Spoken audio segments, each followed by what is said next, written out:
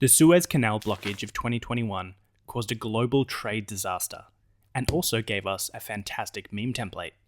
But there are plenty more places on planet Earth where a similar blockage or trade disruption could happen. Let's find out where they are. Sometimes geography plays tricks, and global choke points are places where geography has funneled human activity into a narrow band through convenience or necessity. For example, the Suez Canal, which is an artificial waterway that was dug through Egypt during the 1800s, because that was way more convenient than going the long way round. Without getting too bogged down by the numbers, the Suez Canal is super important for oil from the Gulf countries and products manufactured in Asia getting to Europe and North Africa, and vice versa. But looking at the map, we can see that the Suez Canal isn't the only tight squeeze on this journey. Just at the other end of the Red Sea, nestled between Yemen, Djibouti, and Eritrea, is this little stretch of water called Bab el-Mandeb.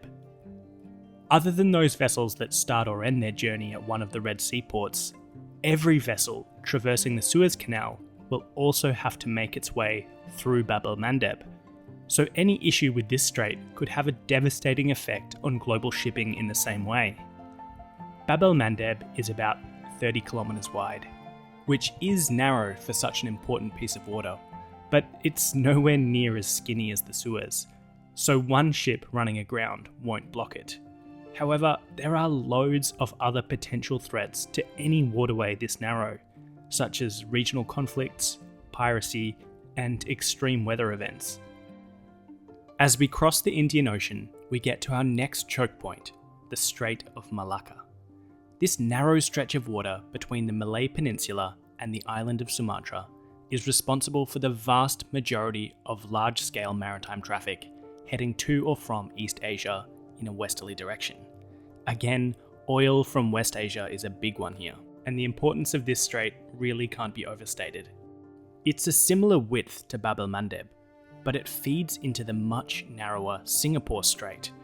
Again, one ship won't be able to block these straits, but at times visibility can be greatly impaired by bushfires on Sumatra, and piracy has been an issue in the past, although the neighbouring countries are working hard to stamp it out.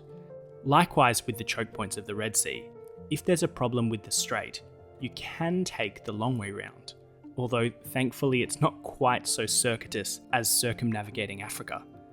The next closest passage, the Sunda Strait, is relatively shallow, so that's no good to cargo ships, but the Lombok Strait is actually deeper than Malacca, so provides a good second option, although a significant detour.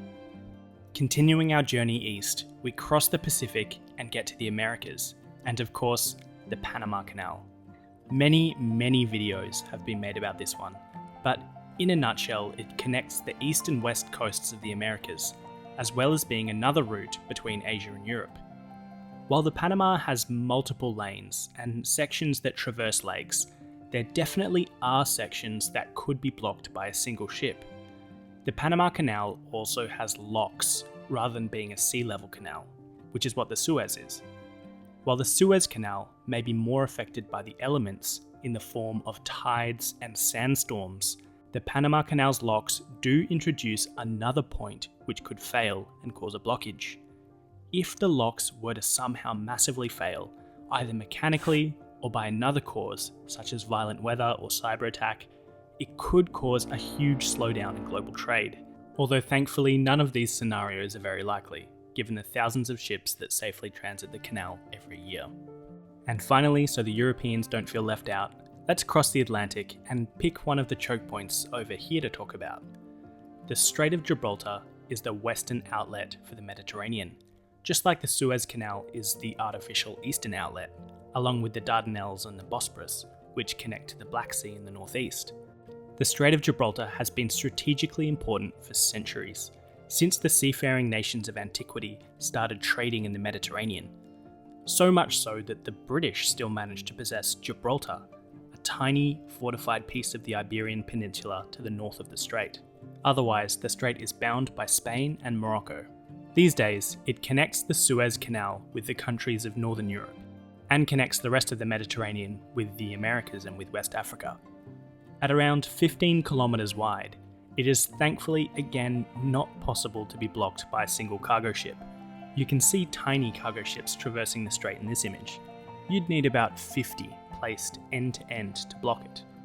But it could certainly be blockaded by a fleet if catastrophic war were to somehow break out in the Mediterranean. In fact, it had been proposed in the 1920s to purposefully block the strait with a dam in order to generate electricity and lower the sea level in the Mediterranean. An interesting but also very terrible idea. So these were just a few of the global maritime choke points around the world, which could, for one reason or another, become blocked, interrupting trade. But there are obviously more, like the Strait of Hormuz, for example, which I've already made an entire video on. You can check it out here. If you're interested in a part 2 video exploring a few more choke points, let me know. Thanks for watching.